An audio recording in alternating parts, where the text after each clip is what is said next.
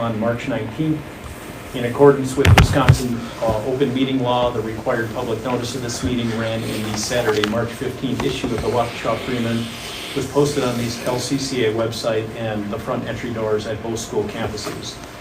The LCCA mission is to train the minds and improve the hearts of young people through content-rich classical education in the liberal arts and sciences with instruction in the principles of moral character and civil virtue.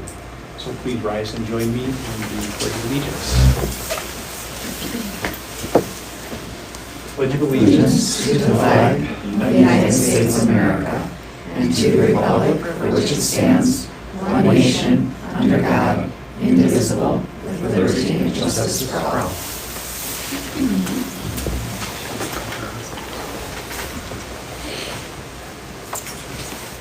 Right. And just so everybody knows, Tom Brannigan is joining us by phone, so we do have a quorum, and we needed at least 3 members physically present by the bylaw, so I just wanted everybody to know that we do have that with Tom on the line.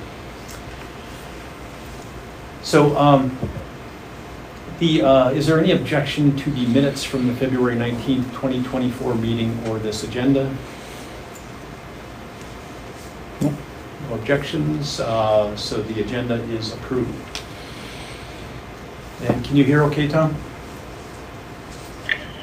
Got the 10-4. All right, thank you. All right, so first item is... a motion to approve minutes? Not a card for this. Oh, okay.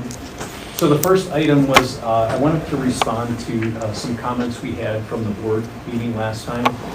I know those came from you, Erica, but you had a handful of items, so you packed a lot in your notes, and I wanted to make sure that we addressed each of those items. So in no particular order, I'm going to hit on a few of these, and I know it seems like you're sort of a spokesman too for at least a segment of the parents, so I wanted to take the time to make sure that we answered these. So one of your requests was the principal's report be posted and continue to be, it was posted this time, we will continue to post that in the future before the meeting, so certainly a valid comment, so you can do that and review that before the meeting, so that will be taken care of. You suggested 1, 3, and 5-year goals be prepared for the school. I actually coincidentally had a recent call with Hillsdale with Dr. Cassidy Klutz, and she suggested something very similar to that. So I think it's a great suggestion and something we hope to implement at some point here. We've got a lot of things on our to-do list, but I think it's a great suggestion that we should have. You talked about enrollment and waitlist numbers and said sometimes they're sort of hard to find and follow and track. So one of the things I just wanted to make clear on the principal's report, you notice we have a new format that's more condensed. And the idea with that was to have certain items on each month, and then so we can focus on a smaller amount of information rather than have this 25-page report each time. So the intention wasn't to conceal information, but I think your point is well taken. You know, when you have a business, a lot of times you can look at sales, and that's sort of a real-time indication of how things are going in the business. Are sales rising or they're falling? Obviously, we don't have sales in a school, but we do have enrollment. So enrollment's sort of a good measuring stick, I think, for us to sort of understand how the school is working. And I think now that we do have some history too, you know, by looking at it in the same format, we can maybe pick up on some trends that are forming. So, you know, we will look at that, the cadence and the format, and try and work with Margaret and see if we can come up with maybe a more consistent format and track some information in a way that's practical and informational. So, the one I want to spend a little more time on, that was a little more complicated, was the on-campus expenses. So I know you brought that up, and from what I heard, at least through the grapevine, is that you weren't the only one with that question or concern. So if you want to bear with me, I want to give you a little background on that and answer your question. So you mentioned that $300,000 was spent on engineering and architecture, and you'd like to know the exact amount spent on one campus. And so I'll give you that number. That total was roughly $425,000 if you include legal fees along with the engineering and architecture. And that was from 21 through 25, so that was comprehensive. So first point I want to make is not all of that is lost. Some of that information is knowledge and designs that can be used as a starting point to reduce costs in the next one campus destination. And it's nearly impossible to quantify how much of that can be used without knowing what that next campus destination or property will look like. But I think it is safe to say there's some reusable value in those costs that were incurred. But the thing I more wanted to specifically address here was your comment that we spent the money on one campus project that we clearly couldn't afford. And I understand that it may appear that this was obviously unaffordable, but I also want you to understand this was only clear with the benefit of hindsight. And I want to give you some examples and explain what happened. So there were a lot of variables that changed. I was only here for the last year, but a lot of variables that changed along the way, looking back at all the old information that made what at one point was seemingly affordable eventually unaffordable. So just to give you a few examples. Obviously inflation increased during that time, meaning the cost of construction increased.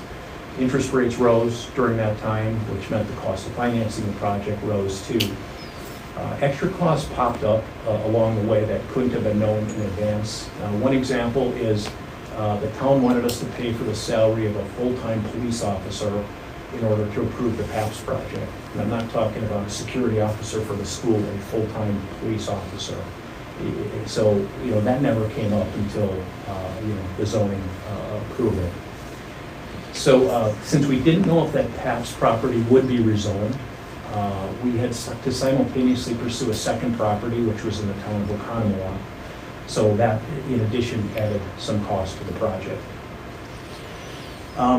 Because of expiring leases on the current buildings, we needed to move quickly with the new school so it could be move-in ready upon expiration of the lease. So we didn't know if the lessor was going to allow us to renew, and we couldn't commit to a renewal anyway because we thought we might have a new school location. So there were local commission and committee deadlines that needed to be met that were dictated by government schedules, and we needed to really keep those on track, keep moving forward in order to complete the project, or we would risk having students with no physical location for the school. Now, once the cost of the project kept adding up, it made the ability to move all of the students to one campus no longer feasible. This significantly changed enrollment projections and the amount of debt that could be reasonably serviced. So in addition, I know one of your comments you mentioned about some nasty comments that were floating around and this dwindling wait list that occurred. So that was not lost on us, and this dwindling wait list certainly gave us less confidence that we could afford the original projections if there was potential for an enrollment dip along the way. So I wanted to address, again, this about being clearly unaffordable because Baird, so I think everybody's familiar with Baird, one of the biggest investment firms in the country, been around 100 years, so they clearly thought we could afford this project because they were ready to underwrite a large bond offering to be sold to their clients. Now, Baird has underwritten many local, municipal bond offerings, including charter schools, and they certainly wouldn't be recommending bonds for their clients if they thought there was no chance that they would be paid back. So with the project, as the cost kept increasing and the enrollment projections were declining, it was determined that the project needed to be put on hold and affordability needed to be reevaluated. So, are there some things that we could have done differently with the benefit of hindsight? Sure. I think there's always lessons to be learned from experience. But what may have appear to have been careless spending on an unaffordable project from the outside could also be viewed as financial prudence from another perspective. So what happened is we realized that we were putting the school in a tenuous financial position with little margin for error if we continued to move forward with this project, even though the financing potentially was there to do so. So this ties then to your other point you had made about transparency in your comments.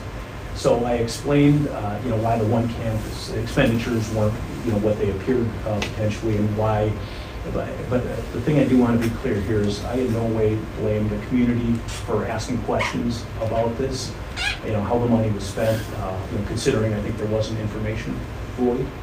And, I actually think, it's financially prudent that the community is watching and asking these questions. So I don't want you in any way to think I'm hitting this back on you and saying, you should have known this stuff, because I don't think you could have in a lot of cases.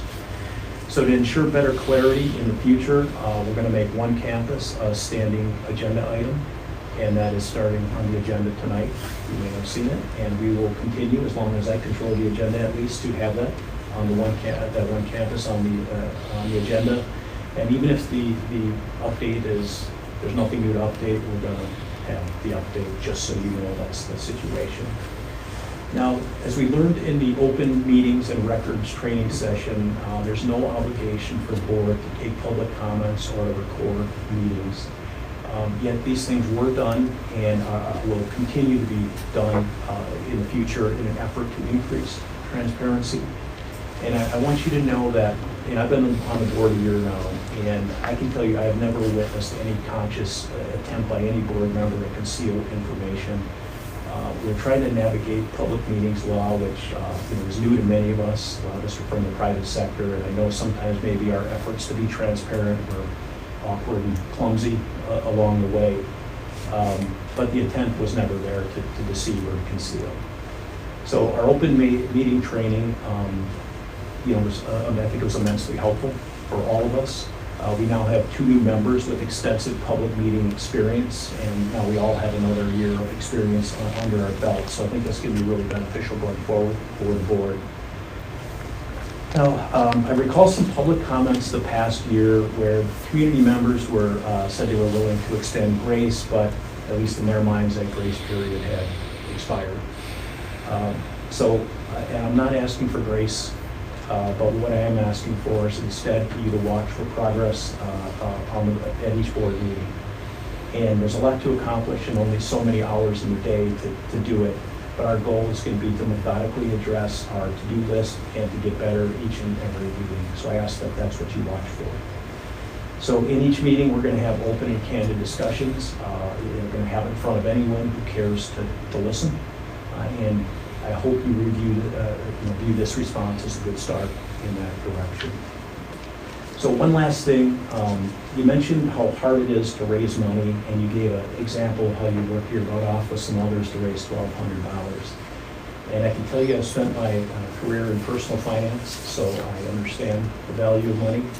And I know that a dollar spent unnecessarily is a dollar compounded lost forever, so I couldn't agree with you more on that topic. Now, originally, the plan with this engineering architecture legal costs was that these were going to be paid through the proceeds of the bond offering, the financing. And since that didn't happen, those costs instead needed to come from the operating budget. So something I think you will be pleased to know is that we have received a commitment from a donor to cover those previously mentioned costs for the legal architecture costs. And so first of all, I just want to congratulate Margaret and her staff for securing that donation. And I won't give you the specifics yet, just because we don't have a formal commitment yet. We did get a verbal commitment from the donor. But that donation is expected to be completed by June 30th, so this fiscal year. So there's 2 things I hope you can take away from that. One, I want you to rest assured that large donors don't, they conduct due diligence and they don't donate money to organizations they feel are being careless with their resources. So I hope it adds some comfort that the one campus funds were frivolously spent. And then the second thing is I want you to know that this means every ounce of effort you put into your $1,200 and every other dollar donated or raised by the school, thus far what was not done in vain, and that will be put towards the school. So I hope I addressed your questions adequately, and I appreciate them, and I think they're great questions, great suggestions.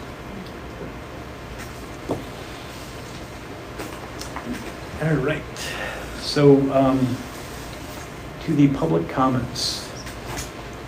Can you did we just have the two? That's all that I see. Okay. So we have two public comments. Just a few things on the public comments. I want to know that, I want you to know that, first of all, I want to hear from the public. Which I want to try and be fairly strict on the 3-minute rule here with our comments.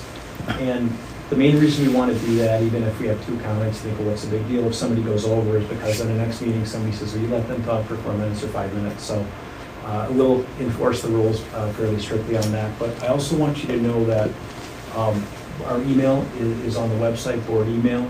If you ever have anything, maybe you didn't get to a public comment, you didn't get to the meeting, you didn't get to finish, I promise you I'll watch for those and I will respond to you. And then I will be generous with the related to the agenda interpretation. But the one rule I really want to be strict on here is that if you could avoid, not that this happened too often, but using names of any people, teachers, students, when you're making your comments. And the main reason I want that is because a lot of times those people aren't here, or because of notice rules, they can't respond. And a lot of times if somebody makes a comment and there's no ability to respond, people take those comments as fact.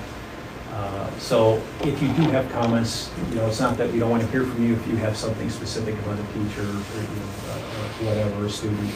But if you could do those by email, that would be appreciated. So, all right. So first comment is from Maureen. How do you pronounce your last name? Henneman? Anyway. Yes, thank you. Maureen, go ahead. Thank you. First of all, thank you for what you shared so far. I'm excited for the future progress and growth and the opportunities. Today I intend to clear up some misconceptions just to have a much better understanding and improve the parent-board relations. And so I want to go back to when I first met you, because I'm a first-time family this year, and my daughter's doing amazing. I'm so grateful for the decision to send her to LCCA. I just want to get that out up front. After the board meeting, though, on October 16th, I introduced myself to Tom Brannigan, and I explained I was one of those parents that drove downtown for that off-site board meeting in Milwaukee, and I ran into another parent who made cookies for the board, and neither one of us could find the meeting location. Tom's response at the time was, "I'm so sorry." So there were parents down there. I didn't know until tonight that there was even an issue, and I'm really sorry. So he was apologetic and understanding.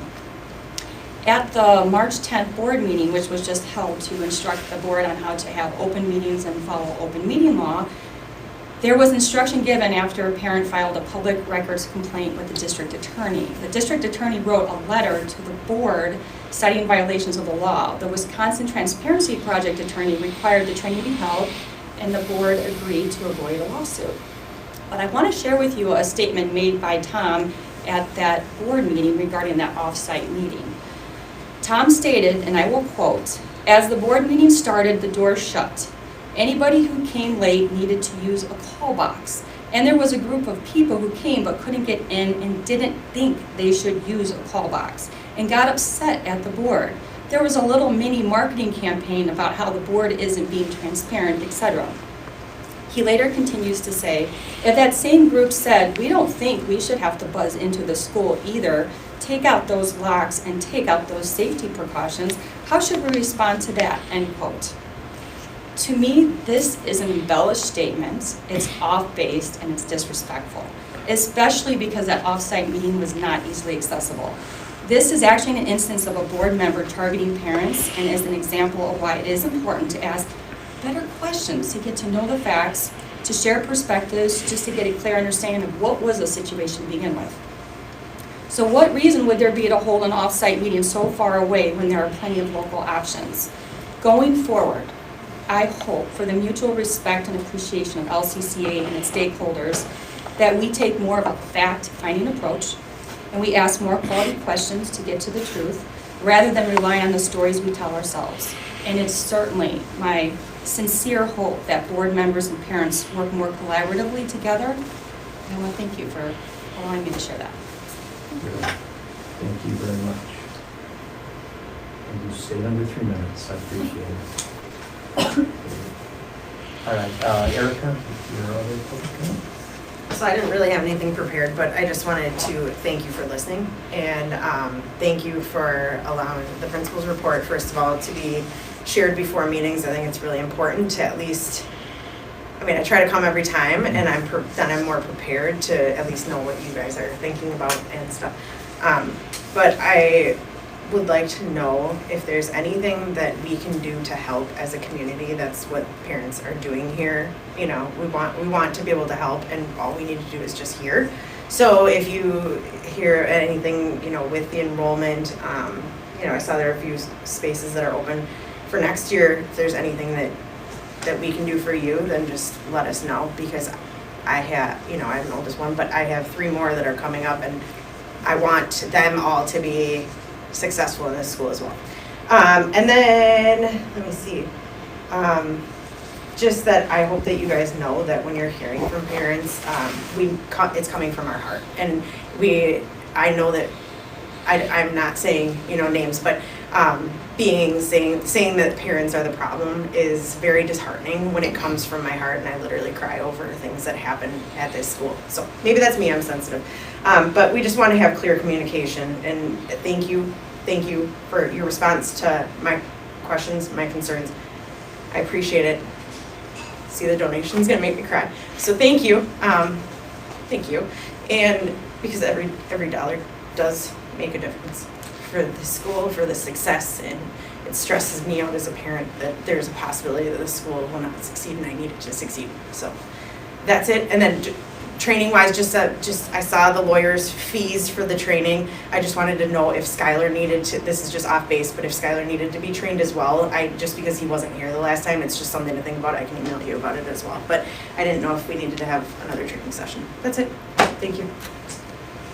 Yeah, so just so you know, Skylar, he's been gone, but the presentation has been sent to him. Okay. And he does have a legal background, so probably easier to pick up a little bit. And then also, Chrissy offered to talk it through with him as well. Okay. Awesome. Thank you. All right. Thank you for your comments. So then no one else wanted to hear. What's that? Some people came in and said they wanted some of the Oh, was there any other public comments? Just to make sure. Okay. And as Georgia pointed out that some of you came in a little bit late, so I just want to make sure we didn't miss anything. Okay, our next agenda item was the president's report, and I'm going to keep it brief since I already spent a lot of time talking. But just 2 things I wanted to remind everybody is the gala coming up here in April. I know Margaret has, I've sent out some emails, as Kendra. So it's really important. I think, the sooner we can raise the money and build a new school, I think that's really going to be a launching point for the school. So it's not the board's obligation necessarily to raise money for this, but I think we all have some contacts, people we can invite, talk to about sponsorships. So please remember to do that sooner rather than later. It's only about a month away now. And then the second thing I just wanted to let everybody know, and this isn't news necessarily, but I did talk with Margaret this month, and I've just been trying to think of ways we can help Margaret so she can focus more on on the school. And John taking over on the one campus was one way to do that, but I also just told Margaret if there's anything where maybe she has a board member with expertise where we could contribute, or if she just wants to bounce something off somebody to just validate what she's thinking, that we would always be there for her to help her with that, to give her a different perspective. So I know she's done that sometimes in the past, but I just want you to know that I'd encourage Margaret to continue to do that, and make sure you get back to her if she does. So with that, Margaret, I will turn it over to you for the principal's report. Great, thank you. Okay, quite a bit. Going on in the last month since we met, so I'll just touch on a few things. Lots of positive culture events happened in the last month. Parent-teacher conferences occurred, and we had about 50% of West students had a parent at a conference, and 88% of East students had at least one parent attend a conference. I linked some historical data there if you're interested in doing any comparisons of year over year. But we were really pleased with the turnout and happy to be able to provide evening opportunities as well as daytime opportunities for those conferences to occur. We had some special events take place in the last month, but I want to echo Randy's plea for continued support and preparations for the upcoming Liberty Gala. Tickets have gone on sale. We're working to secure silent auction and live auction items. We have 80 committed silent auction items. We have 56 follow-up calls pending. We have 74 new item prospects with calls pending. We have 9 live auction items secured with 4 pending. We have 52 tickets sold to date. We have $95,000 committed in sponsorship and underwriting. Last year we had $109,000, so we're about 85% complete with a month to go toward that same goal. And this year, currently we have $25,325 in donations, and last year at this point we had received only $1,000 prior to the event. So we're feeling like things are really on track and really going strong as we prepare for the gala. And if there's one thing that parents can do, it's to attend or bid when the silent auction becomes available to you online, and support LCCA throughout this major fundraising event. Moving on, we will renew employment contracts this month. They go in the mail Friday of this week, and teachers, current employees will respond by April 4th with their signed agreements to renew. And then we'll move forward with filling any vacancies or doing any hiring starting as soon as we can in April and moving on through the summer until our positions are full for the following school year. And we did receive, hopefully you received via your email, the Hillsdale visit report, and Randy and I meet with that team tomorrow actually to have our discussion and walkthrough of that. So we'll be able to share additional insights from that team with you at the next board meeting. Moving into enrollment, to give you, as you know, this was a big month. We ran the lottery on March 1st, so I wanted to share where things have fallen since then. But I thought it might be helpful to provide some background information, which I received when I attended the Hillsdale Leader Conference back in February. These slides are taken from a presentation by Mr. Eric Kuykendall, who is in the Hillsdale K-12 office.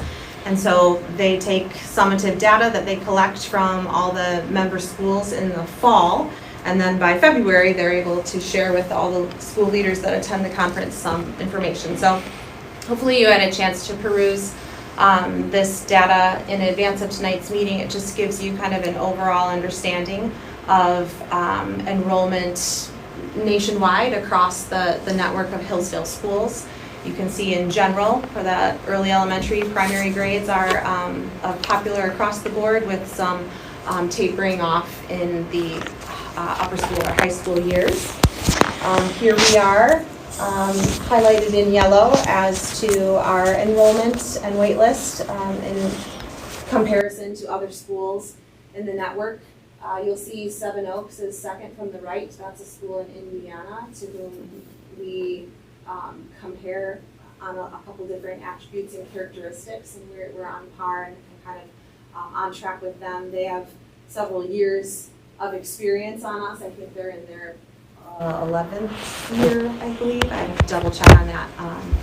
But they are a school that we look to for as an exemplar. And so I'm happy to see that we kind of trend similarly to them.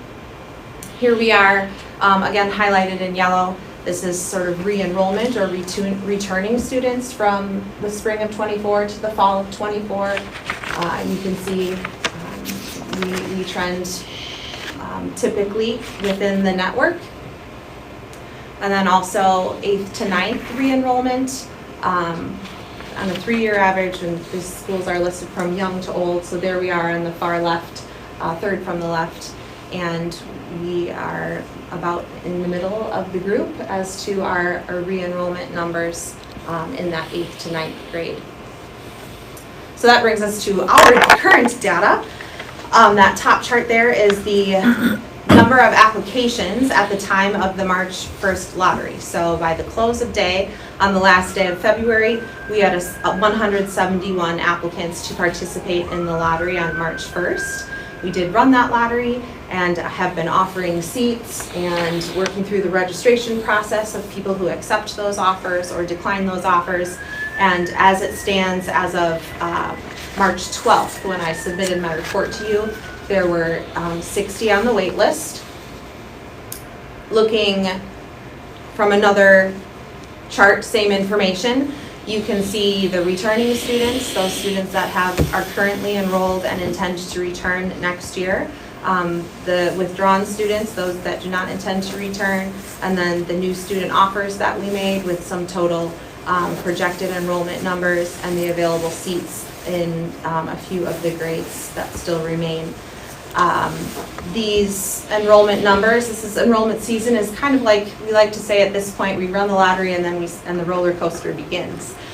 Because these numbers will fluctuate between now and the first day of the next school year. There's natural changes and fluctuations over this time period as families experience changes in their own circumstances, they're moving or job changes, or sometimes we hear that if some children are in but not all the siblings are in, and if they wait to a certain point and not all the siblings are in, then they withdraw the ones that they did accept because they want all of their children in the same school. So lots of things play into the parents' decisions, and so these numbers will flex and change as time goes on. As I'm sure you probably can guess, we also have some reservations, some seats reserved, I should say, for any chance that students would be retained in a grade or move forward or not move forward. And so we do play with the numbers a little bit over the course of the remaining months of this school year into the summer months as we look to solidify enrollment for the following school year. Can I ask you a question? Yes. So I know like people, things change up, like waiting for the kids or moving or whatever on the left side, but do we, or historically at least, for our brief history, do we get students that didn't register that jump in and say, hey, I want to register, I didn't make it to the deadline? Do we see a lot of that? We do still receive applications, and those go immediately to the wait list, but if there's an open seat, then they receive the offer. So yes, we do receive new applications for a seat between now, over the course of the summer as well. I know I'm asking you to speculate, but would it be realistic to think that it would be possible to get as many applicants at this point as we would maybe withdrawals from where we are today? Oh, that is asking me to speculate. I don't think I can speak to or project. I just didn't know if like it's really much more common that people would pull out rather than sign up late. Yeah, I hope not. We did have some withdrawals after the lottery time and the commitment time of last year through the summer. And we were not able to backfill all of those. We were very close, I believe. I would have to double check with our registrar on the numbers of that. But as of right now, we are feeling confident in the word of our families that they are returning, unless of course there's like those unforeseen life circumstance changes. But I would hope that their commitment to return is solid, and we move forward with that. So last year we were able to backfill the losses with? I'm going to check the numbers on that and get back to you, but certainly we were able to backfill many of the spaces that were opened up after the lottery was run. Yeah, that's good news because it was a fairly significant amount last year. And it is, like I said, it's a constant, enrollment is a constant roller coaster. Yeah. And so it's even into the school year where some students move on from LCCA and we work to find a replacement through the entire first semester of every school year. Yeah, I totally understand. Yeah. That part's out of your control, and I'm asking you to speculate, but just sort of curious what your Wouldn't it be great if I could look into the future and see all of that? I got a job for you. So we just need a crystal ball. The crystal Okay, ball, that's right. Put that on the. Can I ask a question? Oh, sorry. No, go ahead. I was just curious, what is the maximum number? Is there a cap that we We're can aiming offer? for 590 for next school year. Is our hope we will budget for less than that. We typically are conservative in our budgeting. So we go for a 2% less student count for budgeting purposes than our target. But I also will stipulate that as things change and we get a better read of where we are likely to fall, that also adjusts what we will likely say is our target enrollment. If all of a sudden many of these drop off and my wait list doesn't increase significantly in the grades where I have open seats, then I might say 590 is no longer a realistic target for the information that we're receiving as time draws closer to the start of the next school year, and therefore we're adjusting our target and we'll budget accordingly. So Can we do the reverse and do it if we got an influx of people wanting to come? Could you? well, certainly, You if could- the numbers okay, swing the it's- other direction and all of a sudden I'm like looking at inundated, 600. yeah. The original number when we went for the capacity and what we're doing, I'm going to get soon to the recent announcement of moving 6th grade to the West Campus, but 602 was the original, like, we should go no higher than Okay. 602 for the upcoming school year. And then the numbers trend toward 590 is probably a little bit more realistic. And if things shift and change, then we can adjust plus or minus a little bit. Great. So, I'm curious, no, I'm curious, so it was interesting to see like the Hillsdale numbers on the other schools and everything, but do they explain or give some context as to what, like, those are the numbers and that's nice and all, but do they give any context as to what they're looking for and why? Like what actually matters?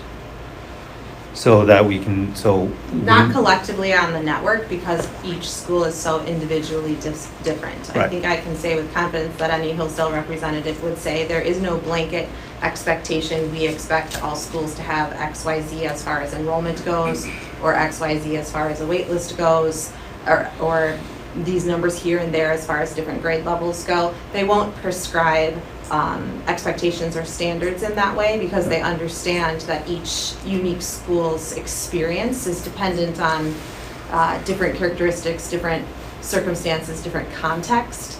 And so they look just more at overall institutional health and Okay, so overall from- network health. Okay, so from their standpoint, it is really the numbers, but from each individual school, like that is kind of to be determined, like to be measured against like what the school decides for itself. what Yeah, wants it to is be. almost a little bit like we are measured against ourselves. Okay, because I think from the, it just, and this I think can tie into a lot of other things when it comes to one campus and all that, but I'm kind of curious, like, even just how you think about this. And I know I could see like there's a matter of like working with constraints as well. But, you know, it's like, if I look at these numbers, if I was new and I came out from just out of the blue and I looked at this, and knowing that this is the 4th year of the school, so it's not starting from like year 1. So then I would look at this and I could say that like, okay, well, given the drop off, and I understand that across the network, like it's not an uncommon thing that we have fallouts like going from like 8th grade into the high school. But just for this purpose of our school, you know, if I looked at this and I say, okay, we're like 4 years in, so it's not just immediate startup, so we're past the point to which like the community is kind of like, people tried it and then they decided that it wasn't for them and whatever. So we're kind of like seasoned. And if I looked at this and you look at the drop off from like going from 8th to 9th grade, and so it's like, you know, when we started, it made a lot of sense, like the high school years, we didn't even have like a 12th grade. And now we have seniors, which is awesome. But we didn't have that to begin, and so you didn't expect like a lot of numbers. And then things start filling in because people from the younger grades start coming in. And then we would kind of look towards that as, you know, younger years and younger cohorts kind of move up. But like looking at this, 4 years in, and you have a big drop off going into high school. So then it's like from here, like without knowing anything, it's like, I think it'd be a reasonable point to say, it's like, well, our high school is never potentially going to get to more than say 100 or, you know, 110 kids in 9th to 12th grade. And that's going to be it because we're always going to have this drop off. Or maybe we won't. But so I just kind of wonder, like, are we good with that? Is that how we kind of think about where this is sort of going? Or I think just, the way that we are now, Yeah. our grade levels will not increase because we're getting to capacity. So Okay. I think this is healthy for now, but if and when we're able to move to a new campus, our elementary grades will increase. So like 3 sections of 5th grade would be Yeah. closer to 75 students. So if our percentages of loss from the 8th to 9th grade, the 8th grade melt, people like to call it, Yeah. if the percentages stay the same, our overall retention would still be higher if we're starting with a class of 75. So our high school will grow. Our projections are that our class sizes in the high school would be 55 to 60 a grade, 9th, 10th, 11th, 12th. And that's right now, I think a realistic target, Good. post one campus, post new location. As we progress, I want to keep things in order, but I'll speak to the changes that we're making in organizational structure for next year, and then the needs the domino effect of needs for the year after that in order to acquire a bit more space on the facilities that we currently have. Yeah, and just because it's not like actually a concern about the drop, if it was more just under, like, how do you actually think about it? Yeah. And so it seems like, what you're saying, it's like for the purpose of like our school in the current state is like, actually it's in good shape. Like, it's okay to have a drop off. Like, we like our high school and our 9th to 12th to be the size it is. Is that kind of fair? I think our hope is class sizes of 30 to 35. Okay, ultimately. We are cognizant of some of the programming that other high schools offer that we do not. And so the question is our target of that number on par, or do we Right. need a few more years? I don't know that I would hold firm to the classification of seasoned, I think you used. I feel like we need a couple more years under our belt with consistency from year over year. I don't know that I do know, we have not yet had a year that is a repeat of the year Right, before. right. And I'm very excited to have one of those. I don't know when that it will come, but I'm looking forward to that, to get a sense of, now that we're repeating an experience and just adding to and embellishing and supplementing what we're offering, now how does the data hold? And then I think we'll get a better sense of how that allows us to project into the future and determine what is the right target and what is a good number. Okay, cool. Thank you. So also, I just wanted to speak to that 8th grade retention and address some of the things that we did this year in an effort to maintain and hold 8th grade students. Our house system has done incredible things for the culture at West and Upper School, and we do know that it has had positive influence on students, and we consider that to be an item that spoke to or addressed 8th grade retention. Our athletics program is getting underway and flourishing, and we hope that is speaking to 8th grade retention. We did provide this year a high school snapshot, if you will, presentation. Dr. Wozniak spoke to the 8th grade students and gave them an overview of what to expect as far as course selections and a day in the life of a high schooler. We also partnered the 8th graders with the 11th graders, so the rising 9th graders and the rising seniors, in a game of trivia. And our enrollment mastermind and registrar, Mrs. Knapp, oversaw that and designed a fun-filled activity for those 2 grades to engage in together. And during that time, there were also opportunities for the 8th graders and the 11th graders to have mentoring conversations. So we opened up some conversational time for 8th graders to ask questions of the 11th graders about their high school experience, about anything they were wondering or thinking about as far as becoming a high schooler at LCCA. We were pleased with the advice that the 11th graders were able to provide, and so we saw that as an opportunity and a step toward 8th grade retention as well. And then we've also noticed some trickle-down positive effects of our Celebrate a Senior and Senior Spotlights this year.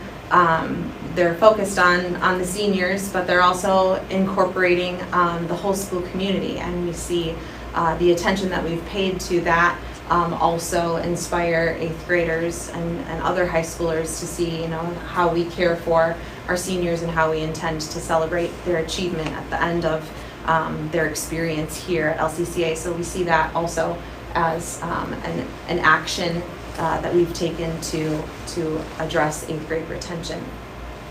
In conversations and reflections, we've already determined that next year, in addition to those things I've previously mentioned, we will also incorporate an informational night for 7th and 8th grade students and parents, likely near or around the same date that we have the 8th grade, 11th grade activity, whether it's trivia again or not. But it's likely that the trivia day or experience will be followed by an opportunity for students to return to campus with parents in an evening presentation of high school administration and faculty and staff to just again give kind of that overview, answer any parent questions that may be on the tops of parents' minds regarding high school and decisions that they need to make at the end of the 8th grade year. Lastly, on this slide, and hopefully you had a chance to review, I just included some information about what we're calling discovery tracking. We're trying to keep track of how families new to LCCA are hearing about us. Is it our yard signs? Is it our social media posts? Is it any of the articles that we've had published in local magazines, etc.? Like how is the word getting out? And so there's a few years worth of data there for you to peruse if you're interested as far as marketing goes.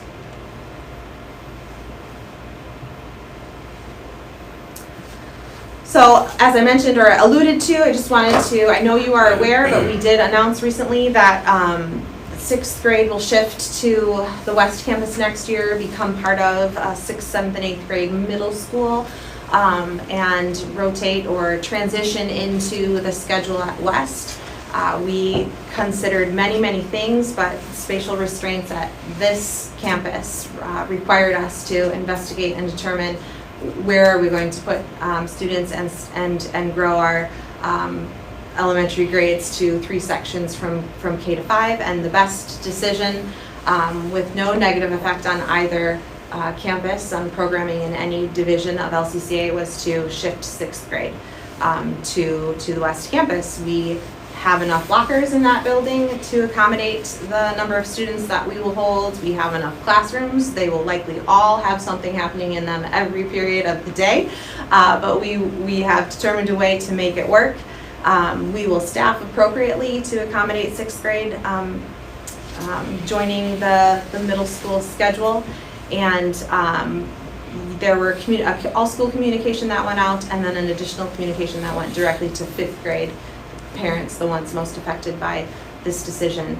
And we're very excited about this solution to a dilemma that we were facing, and we're confident that it will work smoothly and that we will work efficiently as well next school year.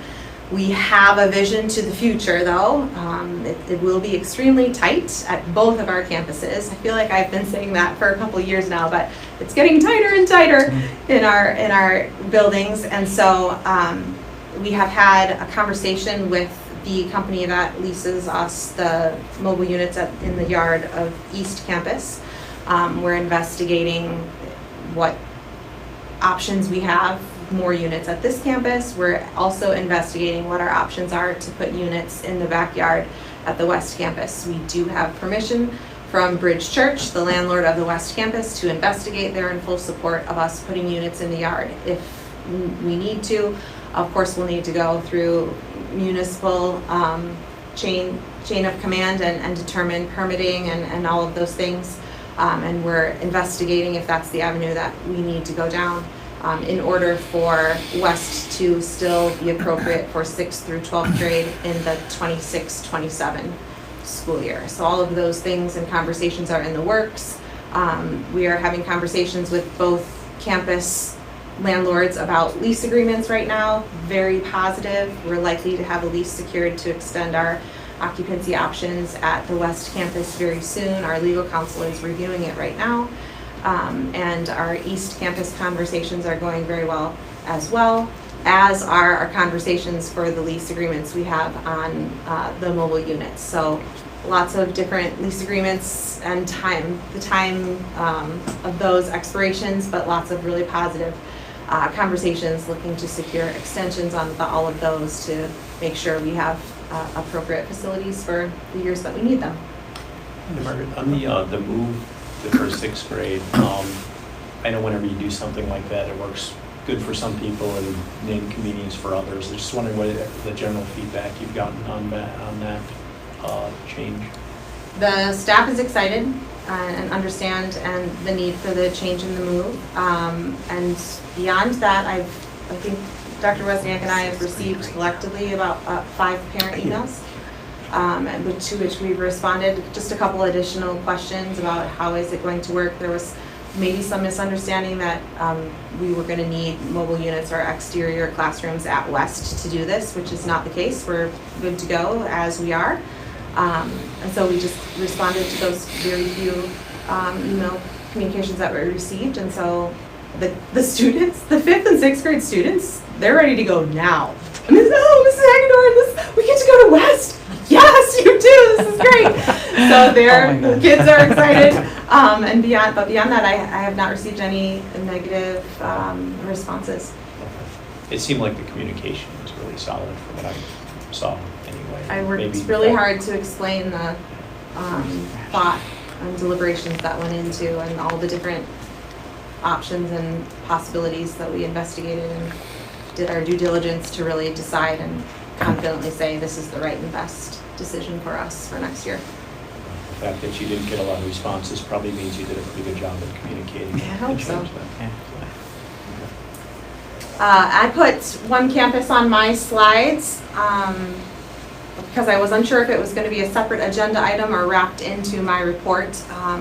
My tidbit, which I don't know, John, if I'm going to steal your thunder, but we have been in conversations with our owner's rep, and we have been looking and scouring and investigating any leads that come our way. As of right now, we are not pursuing any specific property, and we are moving forward soon with interviews for a real estate broker that would come on board to move us forward and really keep tabs on the general area of what our options and possibilities are. But I know, John, that you're digging in and getting a full understanding of one campus, so I'll conclude that for now and let you take over when it comes up on the agenda, and I'll wrap for tonight with my financials.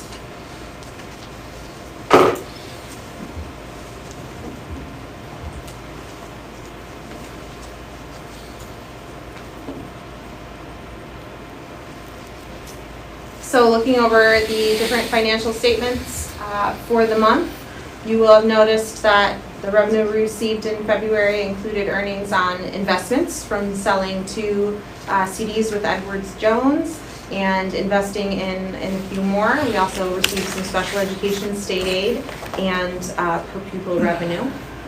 Our expenditures were general purchase services, monthly payments to vendors, our third-party employment agencies, furniture expenses that were to be reimbursed with the waiver cohort grant.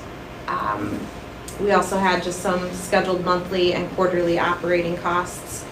You'll notice in the bank reconciliation report that the checking account is reconciled to the ending balance of $229,460.69.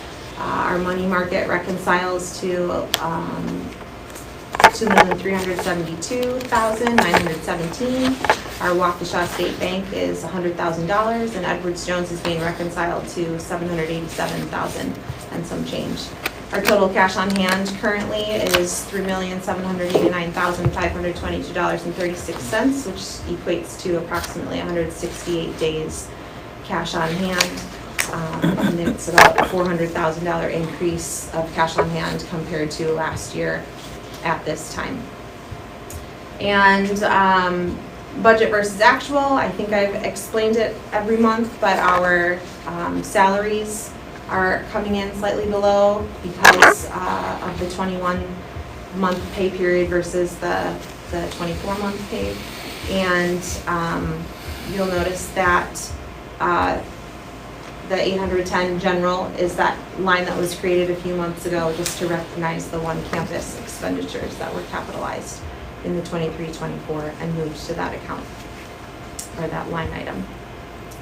Lastly, as far as financials go, we met with our retirement plan advisors. Randy was on the call as well, the retirement plan committee, for our quarterly meeting, and everything as far as our retirement plan for employees is healthy and strong.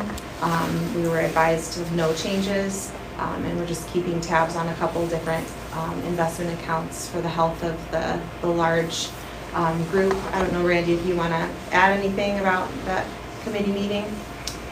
No, I mean, participation's been great. Yeah. And I think Francis has been great Absolutely. too.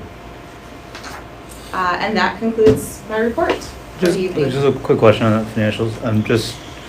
So I know there's if you fast forward like through the end of the year with however the salaries fall and all that, that's not, does the surplus still kind of work out, or kind of, you could project the surplus is in that, I think we were showing like 250, 300,000 or somewhere in that neighborhood for the year? It's kind Currently, of we're still on track for that. Okay, so whatever it still looks like. Yep. Cool. Any other questions? And then, John, if the donation that I mentioned comes through, then obviously that would impact those numbers. Yes. All right, great. Thank you, Margaret. Yes. Tom, did you have anything? No, I'm tracking here. I had a couple questions that they already asked. Okay, great. All right, John, I know Margaret gave us a little bit of an update, but do you have anything to add to Margaret's comments? Yes. But firstly, if this goes where like you give all the updates and Margaret does too, and then this is gonna be an easy job for me. I actually was prepared to answer the questions on the expenses, and I'm happy I don't have to do that, which is great. We'll let you have the glory next month. Yeah. I wanted to after kind of looking through things and getting up to speed, I kind of want to put this out there for discussion, because in line with what our training was, we haven't discussed any of this. But as I was looking through things and looking at it, so I know with and getting to know our owner's rep, and he's been actively, and he's been trying to stay in the flow as to what opportunities are in there and everything, but then getting a sense as to just cost expectations, current market update, and things such as that. So I wanted to put out there, maybe we talked about this, and depending on like how you want this to go. So like we kind of take a step back. So without going through like the complicated, like the consultancies and whatever else happened, but just like a high level sort of back of the envelope. So if I look at, and to be clear, because I know this ends up getting a lot of attention, this project, like this is more of I'm looking at things as they are now and just kind of thinking about them. Nothing is a criticism or anything of the past. I'm a very big believer, I think, as you were addressing, Randy, when you get into situations, I wasn't there, so I'm not gonna know. So, but when I kind of get a handle as to what's going on, and I look at sort of the financial condition of the school, which as an operating school, as we are today, things are great. Like, we're in a strong position, strong cash on hand as far as day-to-day operation. Margaret's done an amazing job at leading that. That stuff is fantastic. But what that ends up with, we have this year pro forma, we end up in sort of a 250,000, 300,000 surplus, which is fantastic from like an operational standpoint of a school.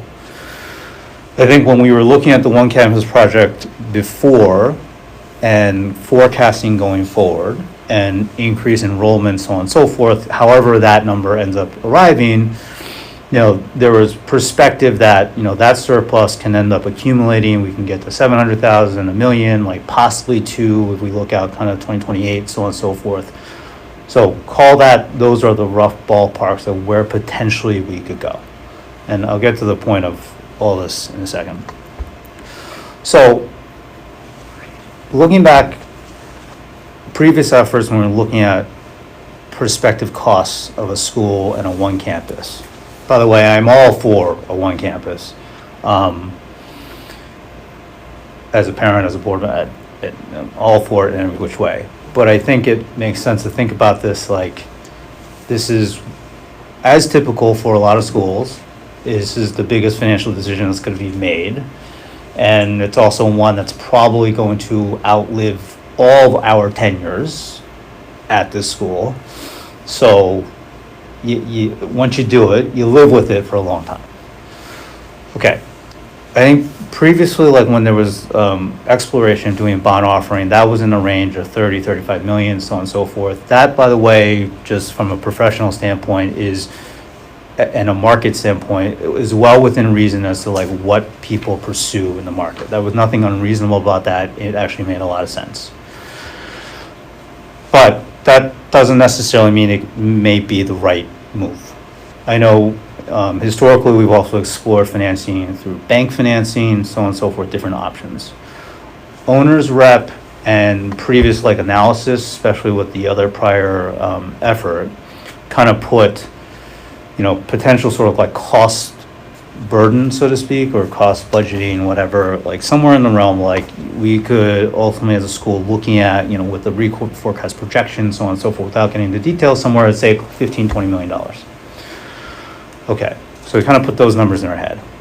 After kind of talking to Andy, our owner's rep, who was talking about what is needed to build a school from just if we identify a property and identify an existing building, he's putting in the realm of say like 15 million. That actually kind of back of the envelope makes sense to me because we look at current state of the school. So we run $650,000 of total all-included lease expense with everything included. With $650,000 lease expense, we can run a surplus $250,000, $300,000 a year, end of the year. We increase enrollment to go for like different than a situation where like we all personally, if you go buy a house or you look to buy a house, what do? You work hard, you save your money, you get to some amount, and you assume that's 20% for a down payment. You go to a bank, you say, hey, I'm looking to purchase this. They give you a commitment letter. We can lend you, 80% on top of that and at this rate, and you know what you have. And then sometimes you can have a stretch goal, and that's okay because you're working ostensibly, you can work harder, like things can go better. It's okay to stretch. Businesses, you can assume that you can make more revenue, so on and so forth. This is a school and a state-funded one. That's only going to increase so much. So my point being, it's like, if we look at this, it's like if you look a commercial real estate standpoint, not necessarily bond offering. If we assume $650,000 of ability to service debt, whether that's principal, interest, or whatever, or anything. So a typical like easy rule of thumb is somewhere your purchasability is going to be 10 to 20 times that amount. So that's like implied $6.5 to $13 million or so.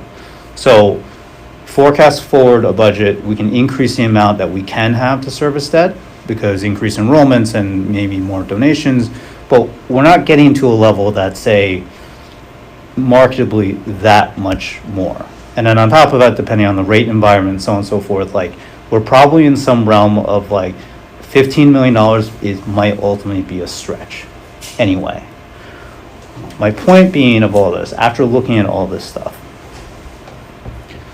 right now we're kind of in this, as far as I see, I think we're kind of in this mindset of when it comes to this project, find someone to go find a property or potential property, because inventory is rare, like it's hard to find, but go find one and then we'll figure out how to execute on it. But from what I see, I don't think in the current state, I don't think we can execute on it, or it's going to be a really big stretch. Not to say I'm not a believer in you can't make stretches happen on command. That can happen, but that's not even necessarily a good idea. I know just through the history and whatever and such, I know there's been talk, and even when I was talking to Andy, our owner's rep, and that the idea that, I think we all know we need to raise money for this, and really substantially a lot of money. And it's difficult to do that when you don't have a place that you're raising money for. And so you're so this idea like we were the chicken and the egg. It's like there's very little inventory and you got to find something that works. And different than like if you're going to go buy a house and you can just say to yourself, like, I want 4 bedrooms, I want 3 baths, and I want this criteria. Hey, realtor, go find something for me. And then they find you a list. That's not really what we have to work with. So like, we want to go find one. Okay. But then we say like, well, we know we're going to need to raise a lot of money for this. And we need to find the thing first to be able to raise money. But raising a lot of money takes time. But when you finally find something, because inventory is really rare, we have to do it like right now. So what happens a lot of times, and this is not like a unique situation like this school, this happens in like many schools, education in particular, it happens in businesses, you can get crunched into not ideal decision making, and that happens. So my point being, when I was looking at this, and this is kind of what I want to discuss, I don't know if the focus should necessarily be about, let's go find people to go find that inventory and then find something to execute on. I would say after looking at things, I would think it makes more sense that our One Campus initiative is more about focusing on raising a lot of money. I don't believe that we need to have a physical place identified to be able to raise a lot of money. The reason being is that I probably put it as our total lease expense today of like call it running $650,000 a year. I would expect that on an extension is going to go up a little bit more. Money and budget for facilities is ultimately going to get spent one way or the other. Whether we're leasing it or we're owning it, it's gotta get used. And people, donors can understand. That's like an understandable thing. You know, whether you're spending $1 million a year on lease expense or you're spending $1 million a year on principal and interest or something that you own, like it's pretty easily digestible that like that's going to get spent. It's gonna continue to get spent because ultimately we need a school. So I believe it's very possible to go out and do a capital campaign and say like we're raising for, it's like a facilities capital campaign, and make it a big one and go after it. Because I think the owner's rep puts it, and this it kind of checks out if you think about like per square foot cost, so on and so forth. Like if we're talking about a spend that like middle of the fairway optimistically, if we find a property with an existing building and to make it work is gonna be in the realm of $15 million, to execute on that, like we're just gonna need a lot of money. And there's not really a point in trying to do that if it's just like, it's likely that will fail. Because you can't, so like you think about a rough case, like 15 million, like if you put, yes, bond offerings, so on and so forth, you can do it for no equity and so on, but that's not necessarily the best solution. So you think like commercial land and more in line with what we would all be thinking about for homes, and you can be more aggressive in commercial land, but that doesn't mean that you should be. So if you're writing $10 to $15 million of debt, and if you, for a rough number, and it's gonna come in better than this, but a rough number of like 10% interest, and you're running like $1 million to $1.5 million a year, or what have you, like, so, and to do that, you need a few $1 million of equity in the first place. Like we can't pull that together in the time that like once we find a property that a seller is gonna expect us to close. That's just really not gonna happen, barring a miracle, which miracles can happen. And like, you know, you can scrounge last minute, and there are a lot of things that it's amazing what you can do. This school, case in point, like 2 weeks before the first day opening, there was wires and constructions all over the place, and then everyone pulled off a miracle. Like, miracles definitely do happen. But that being said, like counting on them is not necessarily the best idea.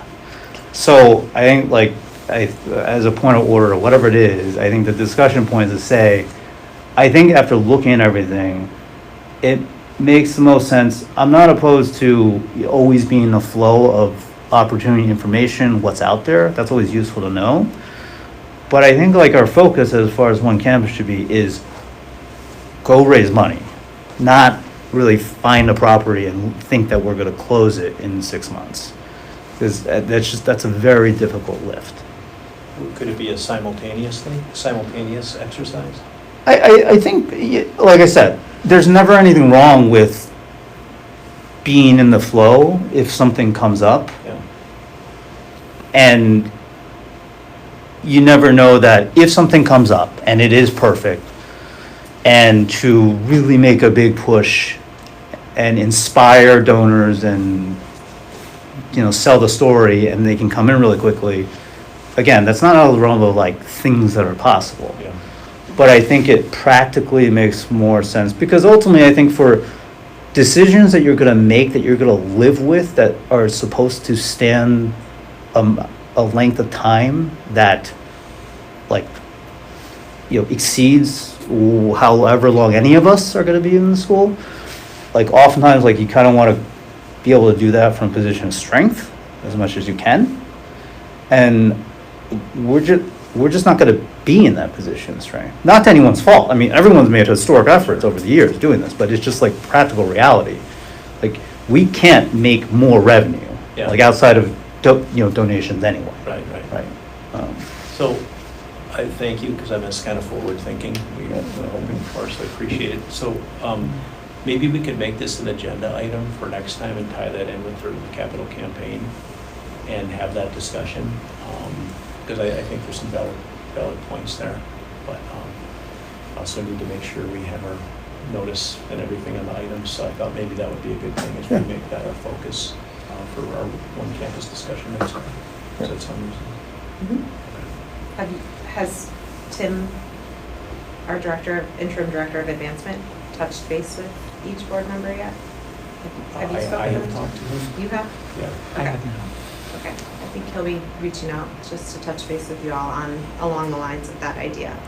He's ready to move forward with potential feasibility study to start. Can you just explain who he is quickly so everybody knows? Tim Ditloff is hired on as an LCCA interim director of advancement. He's working diligently on gala, getting sponsors and underwriters to support us through the gala, but also he's looking to get our capital campaign running up and off the ground. He has extensive experience in that field and is an incredible advocate and ambassador for LCCA. So he's broadening our network of connections and contacts through his network of connections and contacts, and is hoping to speak with each of you individually about your goals as a board for this exact project of let's start bringing in the donations and the money and start raising so that we can move forward on a timeline that is most advantageous to us if and when the opportunity arises. So be looking to speak to him. Tim Ditloff is his name. And he's the one that from a cost standpoint, he's the one that he's already staff, and the Correct. Additional thing was There would be no additional cost to Great. have him facilitate our feasibility study, Cool. parent groups, conversations, Great. and campaign.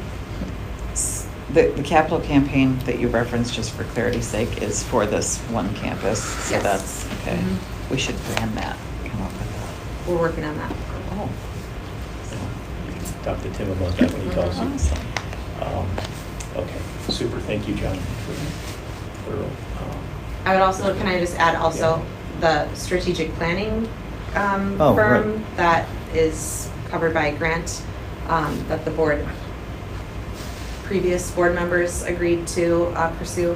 We also have that kicking off as well. So that will speak to, there will be lots of crossover on one campus pursuits and what is right and healthy in a 3-year, 5-year, 10-year projection. So as this firm comes in, Partner to Learn is the name of the strategic planning firm, and there will be conversations with them and kickoff meetings as well. So please be watching your email for invitations potentially to Zoom meetings for that. But there will be lots of crossover and parallel conversations in regards to those things.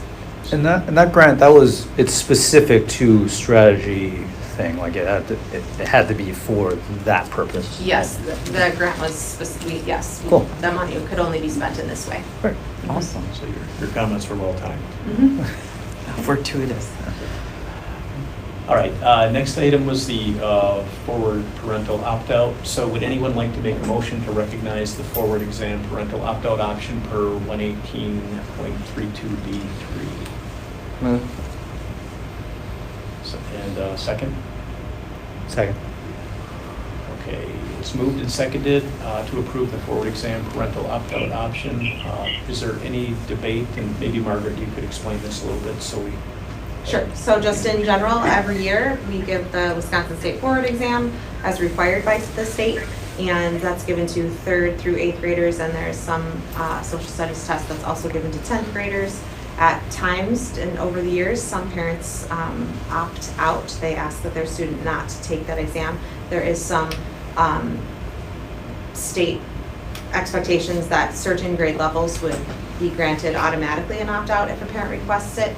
But in order for me to grant it to any parent in any grade level that requests it, I need board approval. So I'm simply asking that you would allow me to accept parental opt-outs in any grade if a parent so chooses regarding the forward exam.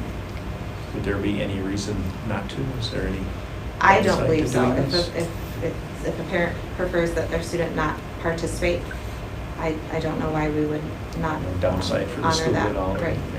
Our hope is that as many students that are able will participate. The performance on the forward leads to our outstanding 4 stars, maybe 5 stars on our state report card. So we obviously do need the statistics, but it is a rare occasion that some parents prefer that their students not participate in that, and I would like the ability to respect that.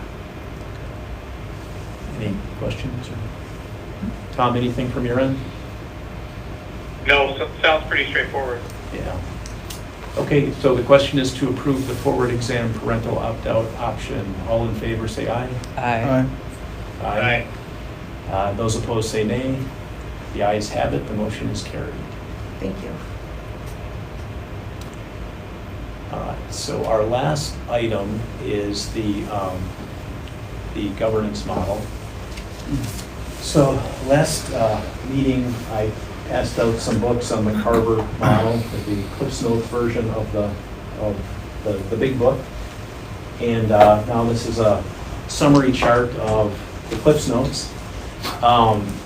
So I just wanted to explain this, and I used the analogy last time of, I felt like some of these things we were working on, putting a puzzle together without knowing what the box cover looks like. So this was my attempt to create a box cover, a vision of what we're trying to accomplish here.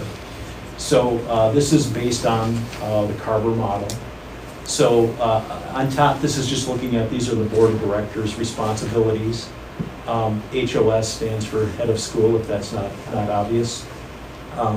The way this is constructed is the policies that the board comes up with that are related to the head of school are what they call ends policies, and I put the definitions underneath.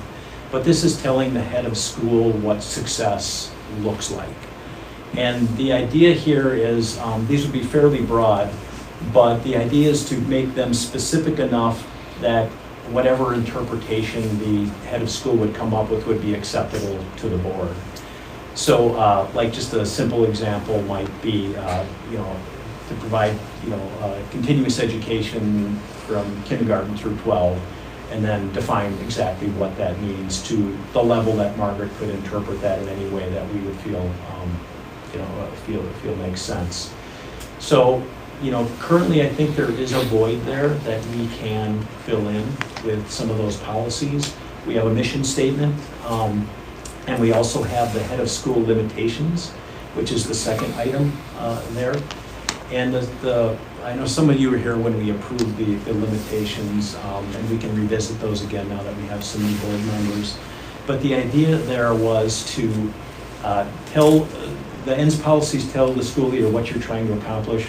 The limitations are meant to be proscriptive saying these are things that are unacceptable to do in order to achieve those policies. So if our policy was run a balanced budget, and Margaret had to rob a bank to make it happen, that would be an unacceptable way to meet the ends. So that's the purpose of the limitations and why they were written in that kind of odd thou shalt not format, which when you first look at it, you think this is kind of negative here, but when you understand it, that's one of the reasons I wanted everybody to read the book. It makes more sense that way. So we do have those limitations. We can revisit them again, but we have a good start on those in place, and those have been approved. So the ends policies are, I think, something that we need to do a little more, or can do a little more work on. And then on the right-hand side, these are board policies related to the board versus the head of school. So the first one is the board delegation. And that was actually one Tom had presented in January at his last meeting as president. And that was one that I said, let's just hold off on that until we kind of see what the puzzle box looks like. So that one has been drafted, and it's something we can review and approve going forward, or adjust before approving if we feel adjustments are necessary. And then the other one is governance processes. So we do have a lot of that in place too, but I think just to sort of get that in one place and make sure we review that and all understand it, I think makes a lot of sense. So I think we're have a good start on a lot of this. I think the ends policies, which are probably the hardest ones, are the ones that we need to maybe put the most work into. And then the brackets over on the side, the idea then there would be, once we have these policies in place, we'd want to have some sort of system where we're reviewing them, once a year or whatever cadence we decide is appropriate. But then we could formulate measurements to determine, are we achieving success in these areas? Is our head of school staying within those limitations and achieving the policies as we design them? Again, it's something we want to keep reviewing and refreshing, but that's where we could spend our time in the board, is once we have those in place, then assess and measure whether those things are being accomplished. And then on the other side of it, I think the board, too, I looked back in the files and I could see there was some sort of board self-assessment done a few years back. I didn't look at the details. But I think we also need to be looking at our own work, our own processes, and evaluating ourselves and saying, are we accomplishing these things? Are they working? So it's really measuring the head of school and the success, and assessing that, and also kind of measuring ourselves and saying, are we being successful? Are there places we can improve? So I know John had asked the question about, this is kind of a lot here, how are we going to get this done in meetings here without sitting here all night? And I thought about that a little bit, and I think at least to get started here, a good way to do it would be to have, especially where we have something drafted, get it out to the group in advance, give them a chance to review it, come back, discuss it as a group, and then set a limitation of time. Let's say it's 30 minutes or whatever we set, just so this isn't going all night. Discuss it. If we can't come to conclusions at that meeting, carry that discussion over, just carve some time out each month. And then after we have a chance to absorb it, discuss it, then the next meeting we could come back and vote whether to approve it after we've had some time to process it. So I thought that might be a sensible and practical way where we can work through these things, with putting some sort of time limits on it and keeping the discussions from going all night by being really prepared and then carving some time out for the meetings in this governance or this board development section of the meeting to discuss it. So I will stop there. This is my own model, by the way, my interpretation. So if anybody thinks I missed anything or has any questions or thoughts on that or the way I thought we could address it, I just wanted to get that feedback now.